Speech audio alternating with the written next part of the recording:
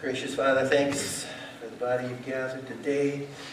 We're always mindful that truth is spiritually discerned, so we need your Spirit to speak to us, to open our hearts, to unclutter our minds, and whether it's a word of comfort or perhaps conviction, to be challenged today, whatever we each individually need, we would pray to that end. We want to hear your voice. We're so grateful that we have your Son as our Savior. So we come before you asking you to work in our lives, to shape us, conform us into the image of your Son and our character, so that we can bring honor to your name. In Jesus' name. Amen. All right. This is week number 10 in our study in the book of Acts. We've been looking at a number of just select passages in this book, trying to answer the question, what made the church that we read about in the book of Acts so compelling, so irresistible, using Andy Stanley's word? Why were they so irresistible? And that is an important question to answer, because the church in our society has become increasingly resistible. I have mentioned a number of times the data from the Pew Research Center that has concluded 23% of our society today says, I'm not Christian, I'm not Jewish, I'm not Buddhist, I'm nothing, I'm a none, no religious affiliation. So nearly 1/4, I'm going to do some math in our head here, 1/4 of Americans identify as nuns. Another 25% of Americans, they may say that they identify with some religious label, but then they admit, rarely, I never attend church, I just have that label. So now we're up to 50% of our society that they're saying Christianity is unconvincing and unappealing and unbelievable. It's completely resistible for me. Gallup then reports that 40% of Americans present themselves as regular church attenders. But clearly, there is a disconnect between what Americans say and what we do. In fact, there is a name for that. It is called the halo effect. Yes, the halo effect. Oh, I'm a church attender. Americans, I think it's inherent in our nature. We over-report those sort of pro-social activities, those socially desirable behaviors, and then of course we under-report those things that aren't considered socially desirable. Because the actual percentage of people who regularly attend church, and the bar for how you define regularly is set really low. The actual percentage is about 17 to 18% of the population. So that's our mission field. 80% of our society. That is why this question is so relevant. Why was the church in Acts irresistible? And apparently the church in our society is resistible to over 80% of the population. Sobering reality is, without a saving relationship with Jesus, people are on their way to an eternity in hell. That's why this is so important. By the way, how are you doing on reading the book? More Than a Carpenter. The challenge is you take the book, you read it, and then you're going to pass it on to your non-Christian acquaintance. Lots of books up here. I think you should be taking some time on Sunday morning to get an update, how you're doing in that whole process. Sean and I were talking as she comes in today. She's in a work environment where she can set her book out. And then people come in, someone could say, hey, what's that book all about? And she can say, well, you know what, there's 15 million copies of this book in print. Very thought-provoking book. I'd like you to read it. And just pass it on. And get the good word out there. Okay, that would be so encouraging when we started hearing some of those reports. This morning and next week, we're going to be in Acts chapter 16. Okay, we're going to continue to reflect just on this question. What made the church so irresistible? This morning, we're going to take a close-up look at just a few verses Next week, we'll back up. We'll get a big picture perspective of the chapter 16. Okay, we find chapter 16, Paul is in the city of Philippi. And as was so often the case, Paul's presence brought either revival or riot. And we pick it up right in the heat of the action of riot. Chapter 16, verse 19. And they seized Paul and Silas and dragged them into the marketplace to face the authorities. They brought them before the magistrates and said, "These men are Jews and are throwing our city into an uproar." When's the last time you threw a city into an uproar? Yeah, these men are Jews. They're throwing our city into an uproar by advocating customs unlawful for us Romans to accept or to practice. Last week we talked about the entrenched prejudice, the discrimination, the racism that was a part of the Jewish race. Jews against Gentiles, and how that had to be overcome before the church could really fulfill its marching orders of taking the good news to the ends of the earth. Here we see the same prejudice, but it's in the opposite direction. And just note the language. It's us Romans, be the Gentiles, us Romans and those Jews, us and them. Such a sin in God's eyes, because he loves everybody and he sent his son for everybody. By the way, last week I mentioned I want to read a book about Martin Luther King's life, because racism is such a prominent topic, and because Reverend King was such an influential, significant figure. I just thought, this is going to be a timely read, and I found this book. Let the Trumpet Sound, the most comprehensive account of King's life. I go, because I was doing a little internet research, and I go, that sounds like a good choice. Anybody want to read it with me? My copy showed up. I see those hands. My copy showed up on Friday, 500 pages long, and the print is tiny. But I saw your hands. My God, I would love to read that. I'm about 40 pages in. It's excellent. Back to the text, verse 22. The crowd joined in the attack against Paul and Silas, and the magistrates ordered them to be stripped and beaten with rods. You realize 3 different occasions Paul was beaten with rods. I get back up just a couple chapters. Chapter 14, he's in one city, riot occurs, they drag him out of the city, they stone him, they leave him for dead. What makes someone so dedicated, so passionate to a cause? And the answer is? Holy Spirit. The answer is the resurrection. Chapter 9. Paul had seen the resurrected Lord. That changed everything. The resurrection is what changes everything for the Christian. Verse 23, after they had been severely flogged, they were thrown into prison, and the jailer was commanded to guard them carefully. And when he received these orders, he put them in the inner cell and fastened their feet in the stocks. He put them in the inner cell. This is not the Hastings Hilton, as the Dakota County Jail is sometimes called. The inner cell is not much more than a dark hole in the ground. 3 areas in the Roman jail, this was the least desirable. About midnight, verse 25, Paul and Silas were praying and singing hymns to God, and the other prisoners were listening to them. The word listen is a rare word in the Greek language.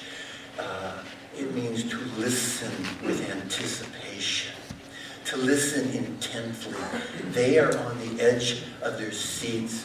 Prisoners were not used to hearing praises in prison. They're used to hearing profanity, swearing, not singing, moaning, not music. Can you imagine?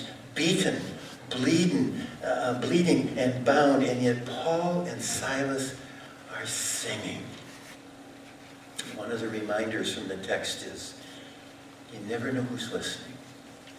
You never know who's observing your life, Christian. Okay? And that is especially true during the difficult, during the emotionally draining moments of life. People notice how you react. My question is, where do songs in the night come from? They were singing in the midst of the night. All of us can sing when the band is playing and the crowds are cheering, and when the sunshine is out, meaning life is good. We can all sing then. But how do you sing in the midst of misery? How do you sing in the presence of pain? In the grayness of grief? The darkness of despair? Songs in the night. I love that expression. It's very poetic. The word night is used figuratively there. Songs in the night, during those periods of despair and doubt and darkness. How do you keep singing in the midst of the night? Songs in the night, that expression is actually from the book of Job. And the question is asked there in Job chapter 35. Where is God my maker, who gives songs in the night? And you can sense the emotional struggle behind those words. Where is God? In the dark moments of life, when my soul is crying out, where are you, God? Are you even there? Do you care? Do you know what I'm going through? During the dark nights of the soul, how does someone sing? I mean, that's a tough question. And it requires more than just sort of a trite little Bible verse to answer the question. Where do songs in the night come from? You've seen some of this before, but this is the way I think. God created us emotional beings. You know that? Unless you're Norwegian, or unless you have alexithymia. That's our big word for the day, alexithymia.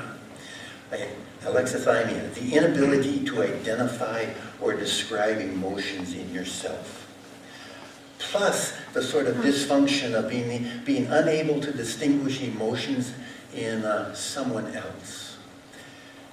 Doesn't really lend to relationship building when you're not emotionally aware and intuitive. And we certainly sat with some people who cannot identify what their emotions are or can't empathize with the emotions in someone else. Alexithymia actually occurs in the 7 or 8% of the population. All Norwegian males, yes. Emotions. Emotions make life taste. Emotions are never good or bad, right? You've heard me say this so many times. Emotions are never right or wrong. God created us emotional beings. Emotions make life taste. I always say emotions are light or emotions are heavy. Okay, don't fall down on me. Heavy emotions are like happy, of course. And those heavy emotions, did I say that? Light emotions are happy. Heavy emotions are depression. Why did I even put this board up here the way I'm scribbling? Depression and anger and disappointment and grief. Those are those heavy emotions. Depression. By the way, mental health experts say that depression is about 10 times more common today than it was in 1960. Amazing? It's curious, isn't it? Even though we are more affluent and we have more entertainment venues and we have more conveniences, which you would expect would make us happier, but society is more depressed. 10 times as likely to be depressed now as in the 1960s. They also say that the average age for the onset of depression back in the 60s was 29 and a half, where the onset of depression today is 14 and a half. 14-year-old kids carrying the heavy weight of emotions like depression. Why is depression so prevalent? Perhaps it's correlated with the decline of spiritual belief in the existence of a God. I mean, as a society tries to fill that God-shaped vacuum inside the human heart with everything else but God, and tries to mask that pain with whatever, we have grown more depressed. Think about it. Everybody say, Yeah, you're with me. Think about it. Telling 14-year-old kids and younger that you evolved from some slimy amoeba billions of years ago, that life really has no meaning or purpose, and then you die. Why are we depressed? Let's go back to this word happy. Interesting, really interesting word. It's an old word, actually an Icelandic word. It comes from the word hap. And it means, hap meant chance or fortune. And the great majority of the European words that derived from that, happy, initially meant lucky. You've heard the expression, he's a happy-go-lucky guy. That's where it comes from. The word hap is related to the word happen, happenstance, happening, perhaps, even haphazard, chance, fortune, luck. The emotion of happiness is related to what happens to us, related to the circumstances in our life. And so therefore, happiness is a very, very fickle emotion, because crap happens, right? But where do our emotions really come from? You guys know this. Emotions come from our beliefs. Or more correctly, the meaning that we apply to a trigger event or to the circumstances in life, what we believe about them. Paul and Silas's circumstances, they've just been attacked by a mob. They have been beaten with rods. They've been placed in the dark prison cell where they can't move. But they are, well, they're not happy, but what they are is this incredible word, joyful. They are joyful in spite of that. They were singing songs in the night. Let's just focus for a moment on that word, joy. Joy is a fruit of the Spirit. Don't put the slide up there yet. What are the fruit of the Spirit? I want you to memorize this. Galatians 5:22 and 23, but the fruit of the Spirit is, anybody want to? Love, joy, peace, patience, kindness, goodness, gentleness, faithfulness, self-control. Throw it up there, Jennifer. There we go. That is the fruit of the Spirit. But the fruit of the Spirit are not emotions. The fruit of the Spirit, I think more correctly could be referred to as dispositions. They are the disposition of the person. That it's someone's settled character. It is their basic life orientation, and therefore it is stable across the continuum of circumstances and emotions. You can sense joy in the midst of the heaviest, deepest valley when you're struggling with those heavy emotions. Okay? Joy is not impacted by the circumstances of life. Joy is this pervasive sense of well-being. It's related to the Hebrew concept of shalom. Shalom, inner peace, wholeness in my life. It is well with my soul, despite my circumstances. Okay. It is a fruit of the Spirit. Joy is not a choice.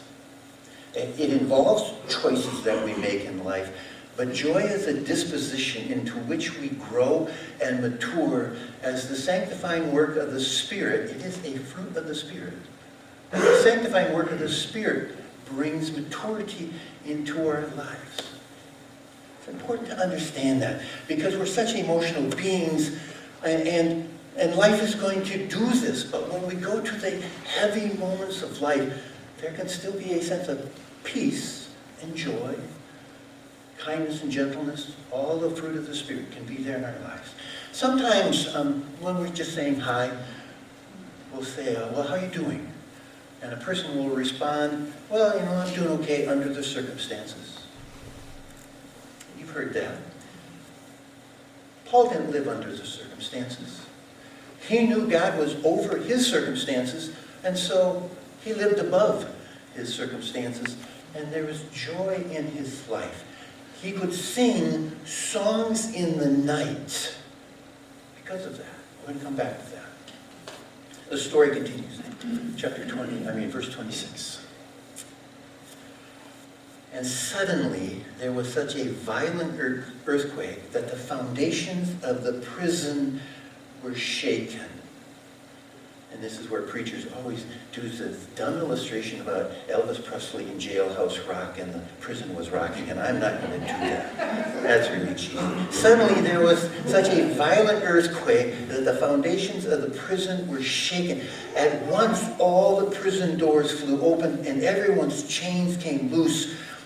The jailer woke up, and when he saw the prison doors opened, he drew his sword and was about to kill himself because he thought the prisoners had escaped.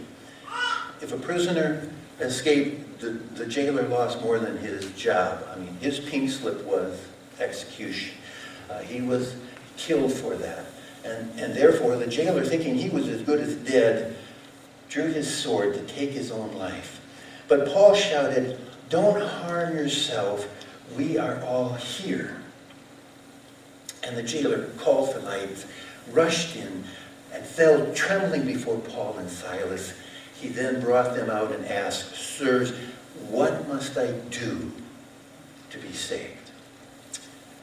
And perhaps we should pause to consider if anyone would ever ask us that question after eavesdropping on our life, after overhearing or viewing how we respond to the dark times in life. Would anyone ask, what must I do to be saved?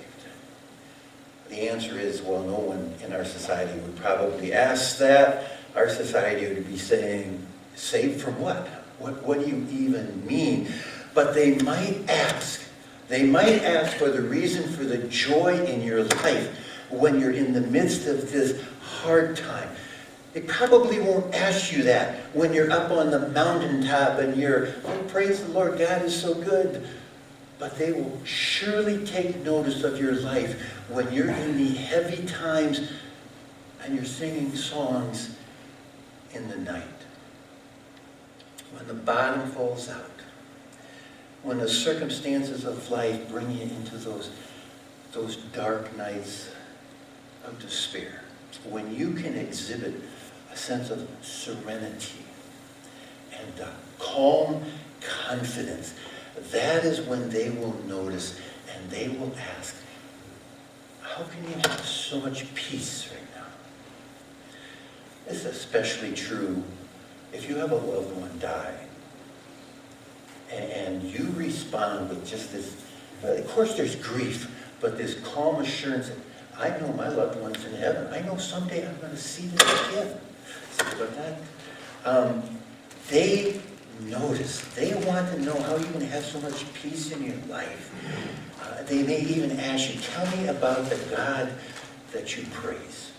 When you can sing songs in the night, it becomes irresistible. Paul and Silas singing, it drew the jailer to the good news. That's really my primary point from our text today. When you can sing songs in the night, it becomes irresistible. When the nuns, those who say, I don't identify with any sort of religious belief, when they go through the dark nights of their life, they will look for answers. They don't want to just hear an answer. They want to see an answer in someone's life. And when they can see that, joy in your life, peace in your life, a calmness in your life, during that moment, they are drawn to that and they will ask, where do songs in the night come from? You know this. Our emotions come from our beliefs, okay? Our behaviors, singing in the night, flow from our emotion, flow from our beliefs. Beliefs inform our emotions. Emotions put us in motion and produce a behavior. What were the beliefs?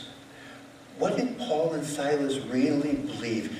What meaning were they applying to the circumstances of their life? Let me fill you in with a little bit of the backstory here. Because chapter 16 is the start of the second missionary journey. And Paul and his traveling buddy Silas, they are headed westward through the Roman Empire. But the text says, the Holy Spirit prevented them from preaching the word in the province of Asia. We don't know how that happened. We're just told that. Oh, closed door there. Okay, let's keep going. And then it goes on, and the text says, as they traveled on, again, the Spirit of Jesus did not allow them to go into a certain location. Okay, and again, the text doesn't elaborate how Paul and Silas knew that God had closed those doors, but they sensed his direction. Then we get to verse 9, and we read, so that night, one night, Paul had a vision. And a man from Macedonia in northern Greece was standing there, pleading with him, come over to Macedonia and help us. And so we, by the way, just notice that the pronoun we, that tells us that Luke, the author of the book of Luke in Acts, Luke is now present. Luke is an eyewitness of everything that's taking place now. So we decided to leave for Macedonia at once, having concluded that God was calling us to preach the good news there. What's the emotional state right there? A sense of excitement. Oh, a sense of anticipation. God is calling us to proclaim the good news in Macedonia. This is going to be good. And so they go. Philippi, key city in Macedonia. They arrive there, pumped up to see what God is going to do. And within a few days, they find themselves in prison. They've just been beaten. They've been attacked by a mob. What is up with that? Now, emotionally, if I had been there, I would have been incredibly bewildered and disillusioned and disappointed and worried about what's going to happen next, and maybe even a little mad at God over all of that. I thought you directed us to come here. But Paul and Silas had concluded that God was calling them to go to Macedonia. They believed God was directing them. Circumstances were not going to steal their joy, and their joy did not go unnoticed. We're going to read more next week that the jailer brings them out. What must I do to be saved? And the jailer and the entire household, his household, are saved. And the lesson is, boy, we need to learn to be able to sing songs in the night during those really dark times, because unbelievers will find that irresistible. Any questions? Any comments on the text? Come on back. Anybody? If you want my teaching notes, you notice how I look down when I ask if anybody has questions? If you want my teaching notes, give me your email address, and I'll send them out to you. Just an awesome passage, challenging passage, inspiring passage, because I become a big pouting baby down here, typically. Don't we? Yeah, but let's sing songs tonight. Let's pray with me, and then we'll let these guys sing for us. Gracious Father, right now, we may feel like we're in a prison. You know our hearts. Some of us are in a prison of fear, perhaps over a medical condition, or kind of this prison of sadness because a loved one has just passed away. Prison of loneliness. You know, Father. And just renew our beliefs in the great, awesome God that we have. A God who knows the intimate details of our life. A God who is more concerned about our character than our comfort. So take us through this night. Whoever in that valley right now, that deep point, just take us through that, mature our character. May the fruit of the Spirit be manifested in a fuller, more mature way. That would be our prayer. In Jesus' name. Amen. You stand with us, please. I can't think of a more appropriate song to end our day with, so sing out.